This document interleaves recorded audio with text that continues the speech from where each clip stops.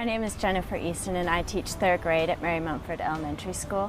One of our units of study this fall was different habitats and ecosystems. We learned about the rainforest and what an amazing, diverse ecosystem it was. The rainforest is special because it's easy for the animals to find food and water to drink. It's special because it's a lot of cool animals and insects. It's one of the beautifulest places in nature. You don't see that every day. You see tons of monkeys swinging from vines. The rainforest is facing deforestation, which causes animals to lose their homes. I watched videos about how they would cut down trees and it made me sad. Why would we just feel like, oh, we saw it, let's get rid of it?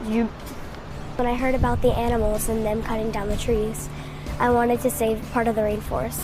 I could not have anticipated how passionate and pumped up they were. We all participated in the rainforest bake sale.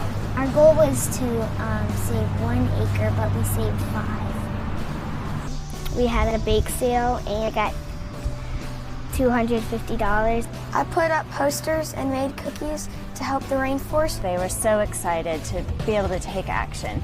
The whole school was covered in Save the Rainforest posters. You know, there are challenges that our world is facing, but they can definitely make a difference to help. You can protect the rainforest!